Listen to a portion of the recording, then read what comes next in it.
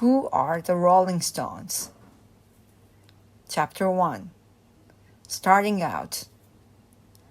Keith Richards and Mick Jagger were both born in 1943 in the town of Dartford, England. The country was in the middle of fighting World War II at the time, and Dartford had been the site of many bombings during the war. The fighting ended in 1945, but throughout their childhoods, Keith and Mick's neighborhood was still piled with crumbled pieces of bombed buildings. Keith and Mick lived in the same neighborhood and went to elementary school together, but they were not close friends. Mick was outgoing, and Keith was quiet. Mick was a good student. Keith hated school. When their families moved to opposite ends of Dartford, the boys didn't keep in touch. As they grew older, they each developed a love of music. When Mick was 14, he got his first guitar. He spent a lot of time listening to music on the radio. In the mid-1950s, most people still listened to the same type of music their parents had before the war. But Mick tuned the dial to a faraway station in Lumberburg and Germany that broadcast American music. Then Mick got a record player. Shops in England didn't always carry the music he wanted, so he ordered music directly from the United States. His records came mainly from Chess Records in Chicago, Illinois. Chess was a recording studio that worked with Muddy Waters, Chuck Berry, and other American musicians that Mick liked. On the other side of Dartford, Keith was greatly influenced by his musical family, especially by his grandfather, who had been a band leader and had played guitar. Keith got his first guitar as a present for his 15th birthday. He too listened to American musicians and singers like Chuck Berry and Elvis Presley on the radio. He sometimes hid his small radio in his bed covers so he could listen to music at night. Even though his radio didn't always get good reception, he heard something new and exciting in American music. It was the beginning of rock and roll.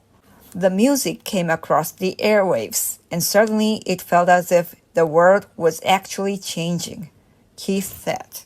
In 1961, Mick was in college. Keith was a student at an art school. They each rode the train to get to their classes. One day in the fall, they ran into each other at the Dartford train station. They started talking about music.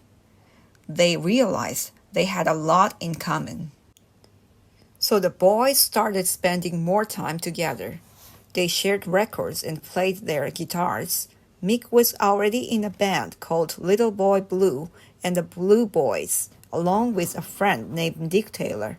Keith knew Dick from art school, and soon Keith joined the band too. They played at school dances and other small events. The three friends visited Blues Club any chance they had.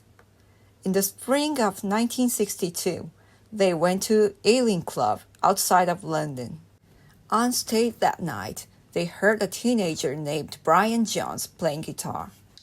Brian had grown up in Cheltenham, a wealthier community than Mick and Keith's hometown in Dartford. He was a year older than they were. Brian had done well in school and sports, and he showed an early talent for music, but he was also a troublemaker.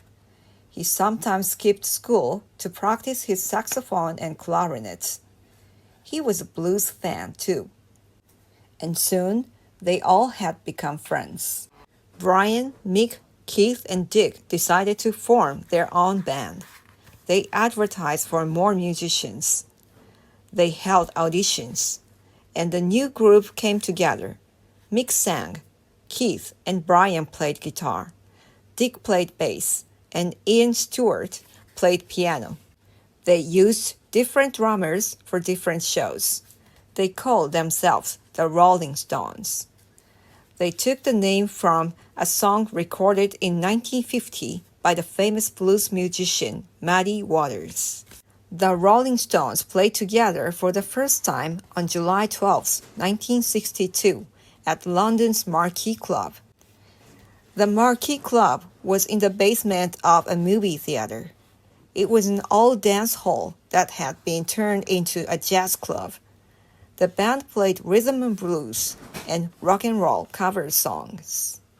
Cover songs are tunes that have been written and already recorded by other artists.